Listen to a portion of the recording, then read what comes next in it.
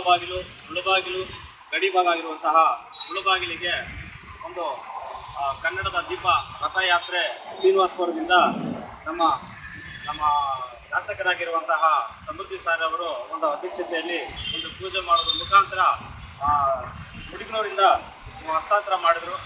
ಅದೇ ಸಂದರ್ಭದಲ್ಲಿ ನಮ್ಮ ತಾಲೂಕಿನ ದಂಡಾಧಿಕಾರಿಗಳು ಆಚರಿಸುತ್ತದೆ ಪ್ರತಿಯೊಂದು ಕಾರ್ಯಕ್ರಮಗಳು ಮುಡಿಗನೂರಿಂದ ಹಿಡಿದು ನಮ್ಮ ನಗರದಲ್ಲಿ ಮುಡಿಗನೂರಿಂದ ಹಿಡಿದು ಮತ್ತು ಬೆಸ್ತರಹಳ್ಳಿ ಆಗಿರ್ಬೋದು, ಮತ್ತು ಕುರುಮಲ ಕ್ರಾಸ್ ಆಗಿರ್ಬೋದು, ಕದ್ರಿಪುರ ಆಗಿರಬಹುದು, ಶಾಮೀರ್ ಮೊಹಲ್ಲಾ ಆಗಿರ್ಬೋದು, ನಗರದ ಪ್ರತಿಯೊಂದು ಕೂಡ ಆಚರಿಸುತ್ತದೆ ಪ್ರತಿಯೊಂದು ಕೆಲಸ ಕರೆಕ್ಟಾಗಿ ಅವರು ನಿಭಾಯಿಸಿದ್ದಾರೆ. ಅವರಿಗೆ ಮುಳಬಾಗಿಲ ತಾಲೂಕಿನ ಜನತೆಯ ಪರವಾಗಿ ಹಾಗೆ ಕರ್ನಾಟಕ ರಕ್ಷಣಾ ವೇದಿಕೆ ಸಂಘಟನೆಗಳ ಪರವಾಗಿ ನಾನು ಅವರಿಗೆ ಅಭಿನಂದನೆ ಹೇಳ್ತಾ ಇದ್ದೀನಿ.